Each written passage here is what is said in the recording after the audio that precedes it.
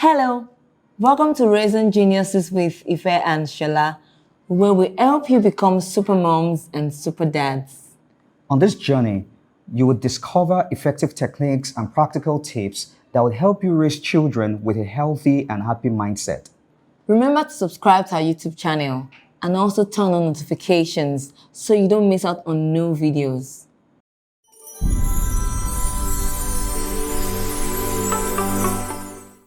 Some time ago, during an onboarding training, we're discussing about the essence of play.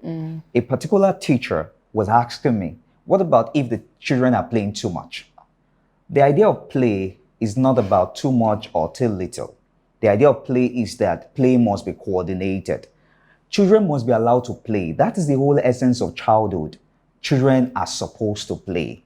David, you people are making too much noise. Okay, understandably, you can say they are making too much noise, okay, and they should reduce their noise. But you can't take play away from them. You must allow them, give them an environment where they can play, where they can have safe play. Play is a fundamental part of children's growth and development. In this age of technology and digital entertainment, where you have everything on your tablet, on your phones, and all of that, when children are disturbing parents, the next thing is, come and take my phone. Go and play with it. Go to your room. That's the whole idea, and that's how we keep them busy. But the reality is that we must allow children to play. Have some play. Have whatever kind of play. Play is very vital to child growth and development. It helps with their imagination. It helps with their creativity. It helps them to grow as they should. It helps with their problem-solving skills. So today, we'll be sharing with you the power of play. Play allows children to use their imagination. And imagination is key to creativity, and creativity leads to problem-solving skills and critical thinking. When children use their imagination, it helps them to think outside the box. For example, children are molding building blocks, and then a child says, "Oh, take a look at my big castle. I'm going to live in my castle as a prince or as a princess. Can you see my knights? The knights are guarding the gates.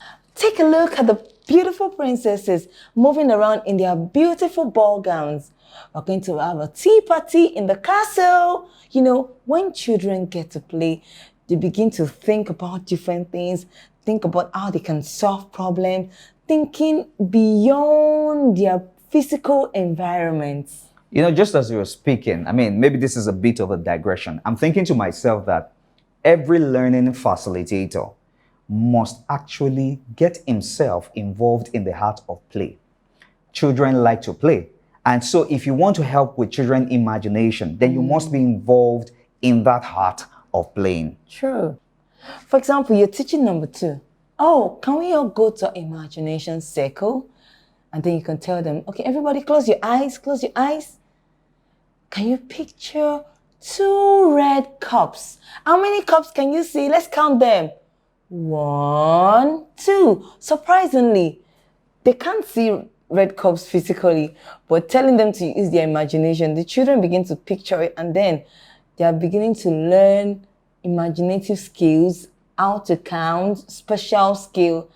Trust me, play is very fundamental for children. And that's why we continue to teach every learning facilitator that whatever it is that you want to teach and you cannot find play around it, you cannot factor play around it, then you're not teaching it to children. You better be teaching it to adults. Another thing play does for children is to develop social skills.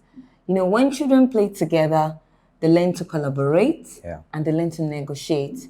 For example, a child is acting like he's a doctor or a teacher.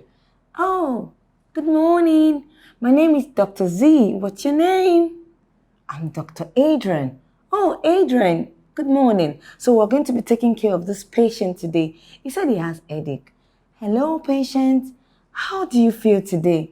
"I have a little headache on my head." "Okay, Dr. Adrian, could you please pass me the stethoscope? Let's start with checking his heart." In the process of playing, they're communicating, and there's feedback, they're negotiating. They're also learning how to share tasks. That's even what adults do in workplaces. So play is such a fantastic thing for children. I grew up in a home where they lock us up and we don't get to play. Really? Yes. And it's something that as I grew up, I started to realize that this affected how much results I was getting from my relationship.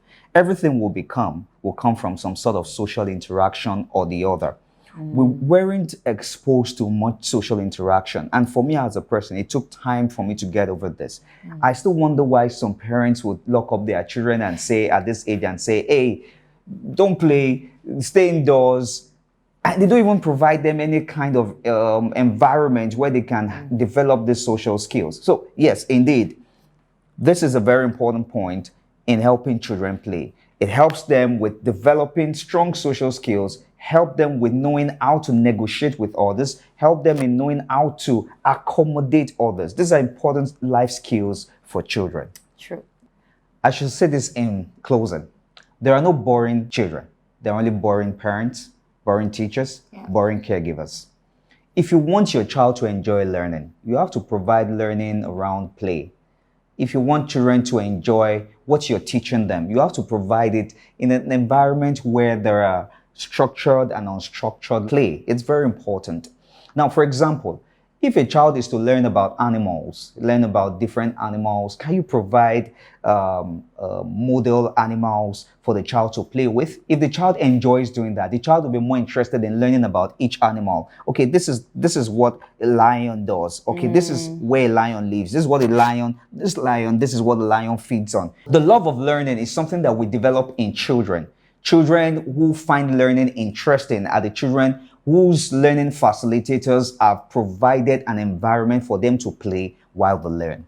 You know, sometimes when you're teaching mathematical concepts, you don't have to make it so rigid and you just face the board, everything, you use your marker, the board.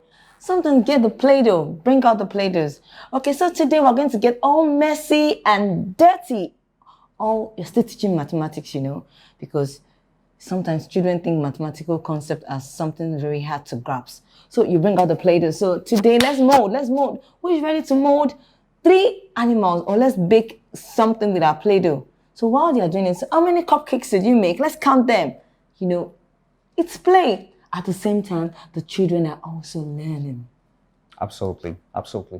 In conclusion, we have to encourage educators, parents, caregivers, teachers, all learning facilitators, that play is not an optional thing. Play is not what we do when we are done working, like it is for adults. No, play is what children do all the time. So if you're planning any curriculum or you're planning any learning exercise, you must plan it around play. Whatever it is you want to teach, whatever it is that you want the children to know, you must plan it around play.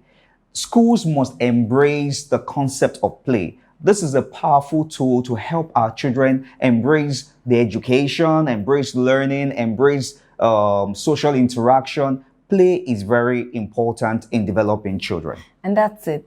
Thank you for joining us again on Raising Geniuses with Ife and Sola. To watch more and read more, you can check our blog on our website, www.bdelbrook.com. See you again. Thank you.